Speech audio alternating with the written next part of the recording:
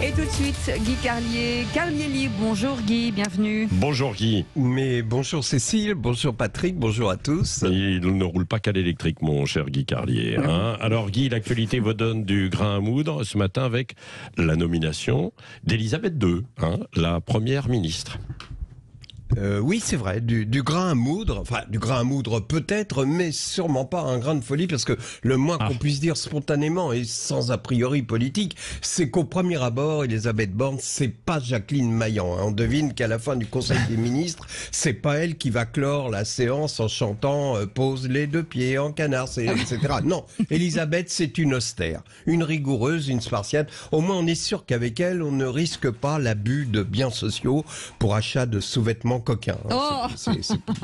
C'est pas une rigolote. Et bah oui, mais il a été échaudé, Emmanuel Macron, donc il en avait marre des rigolotes. Il s'est dit bon, allez, on a série, maintenant on bosse. D'autant que je suis en retard sur ma feuille de route du CNPF. Voilà, j'ai toute une série de réformes à faire passer. C'est-à-dire en fait toute une série de plugs politiques. Donc voilà quelqu'un qui en impose quand elle arrive dans les réunions avec les syndicats. C'est vrai qu'on imagine Elisabeth Borne quand elle débarque au local syndical, Martinez a les mains moites, le gars de la CFDT caresse discrètement une patte de lapin, celui de Sudrail pose un crucifix sur la table. Bref, elle en impose.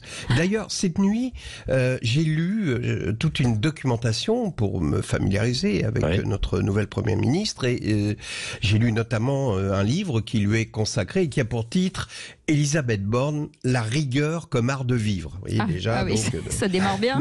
Ce très bel ouvrage. Donc on apprend qu'on l'a vu éclater de rire un jour, en classe de mécanique ondulatoire à Polytechnique, lorsque quelqu'un, pour lui faire une blague, a inversé les facteurs dans l'équation de Schrödinger. Bon, tout le monde connaît, Cécile, vous connaissez, à savoir la théorie du rayon. Vous voulez que je vous... Bon, voilà. Non, mais j'allais le dire, mais allez-y. Un peu de technique malgré tout. Si vous voulez, c'est la théorie du rayonnement et de l'effet photoélectrique qui conduit à associer aux ondes lumineuses un corpuscule de lumière qui est le photon. Voilà, j'allais le dire. Schrödinger ne s'est servi que de l'analogie de forme qui existe entre le principe de Maupertuis et le principe de Fermat, mais je m'égare. Et même si je sens que ce que je vous raconte est passionnant, l'important c'est que ce jour-là, un de ses camarades de classe avait inversé les facteurs et du coup ça devenait incompréhensible, et tous ceux qui ne sont pas morts d'ennui se souviennent de l'éclat de rire d'Elisabeth Borne. Mort de rire. Il faut bien reconnaître qu'il y avait de quoi rire. Non, sérieusement.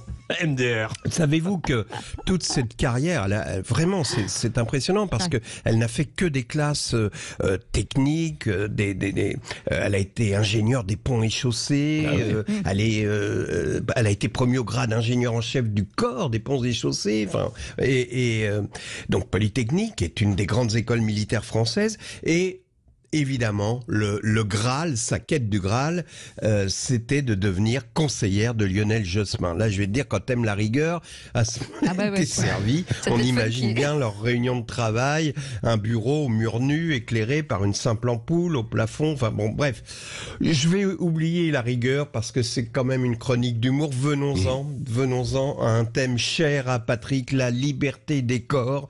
Et la grande nouvelle de la nuit, c'est qu'on a désormais le droit de se baigner comme on veut à Grenoble. Et surtout, les femmes ont le droit de se baigner les seins nus. Donc Sud Radio, qui est toujours là où l'actualité est chaude, va organiser, je l'ai appris ce matin, une délocalisation à Grenoble, une journée piscine, où chaque animateur de Sud Radio se baignera dans la tenue qu'il souhaite. Alors évidemment, je vous préviens tout de suite, pour Cécile de Ménibus, c'est imposé. C'est d'ores et déjà complet.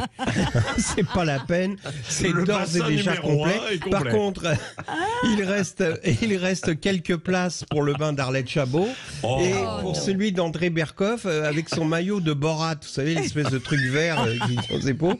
Bon, quant à Patrick Roger, alors là, je suis obligé de vous expliquer un détail technique, amis auditeurs. Savez-vous ce qu'est un jockstrap? Bon, Cécile doit connaître. C'est une sorte, alors je vous explique, c'est une sorte de string pour hommes, très prisé dans certains séminaires, dans certaines soirées. Je vous explique, à l'avant, il y a... il y a juste une mini poche à l'avant, un genre préservatif très moulante, tenue par une minuscule ceinture qui laisse les fesses nues tout en les maintenant et en les faisant ressortir.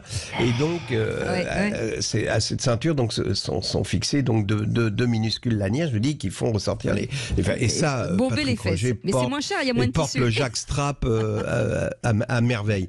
Et oui, c'est vrai. On vient de me dire qu'on est très très en retard. Donc je vais, on va revenir avec un peu de science-fiction. Je vais vous laisser avec la fin du premier conseil des ministres du nouveau gouvernement de Madame Elisabeth Borne. Poser deux pieds en canard.